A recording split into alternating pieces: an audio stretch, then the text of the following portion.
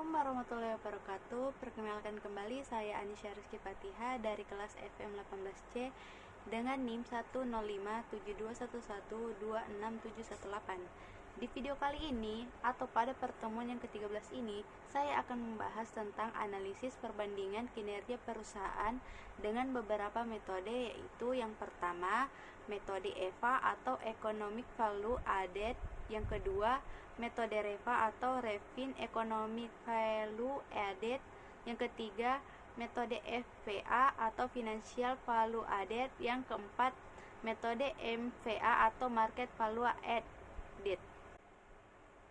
Nah, pada pembahasan yang pertama yaitu mengenai metode EVA, pertama kali dikembangkan oleh Stewart dan Stern, seorang analisis keuangan dari perusahaan Stewart dan CO pada tahun 1993. EVA merupakan suatu metode pengukuran kinerja keuangan perusahaan atau diketahui tentang ada atau tidaknya nilai tambah bagi penyandang dana dengan keberhasilan manajemen yang menghasilkan laba pada satu periode. Konsep EVA sendiri datang dari kemampuan manajer perusahaan untuk menghasilkan return atau nilai tambah bagi investor.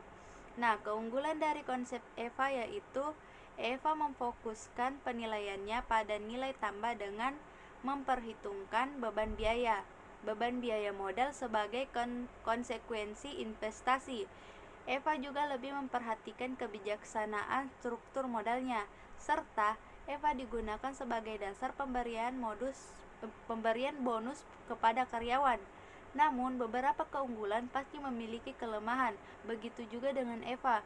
Kelemahan EVA ini hanya mengukur hasil akhir, dan EVA hanya menggambarkan penciptaan nilai pada suatu tahun tertentu.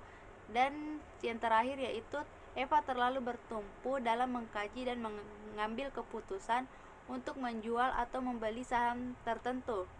Nah, ada beberapa pendekatan yang dapat digunakan untuk mengukur EVA, tergantung dari struktur modal dari perusahaan.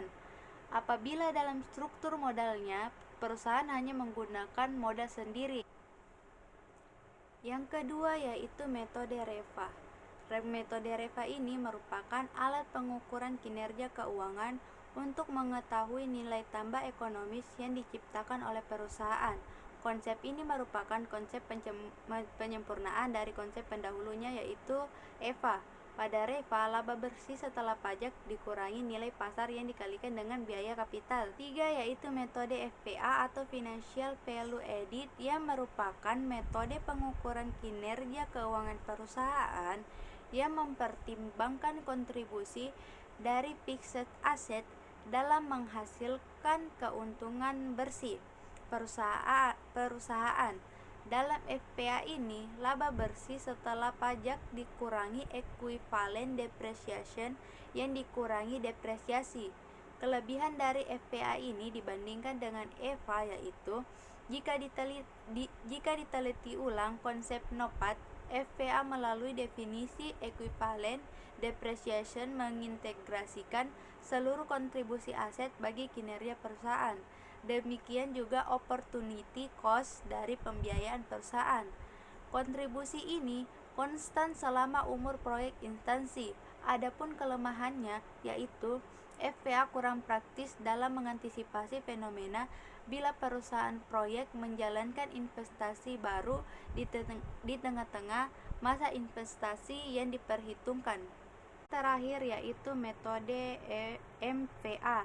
MVA adalah pengukuran kekayaan perusahaan yang diciptakan untuk investor.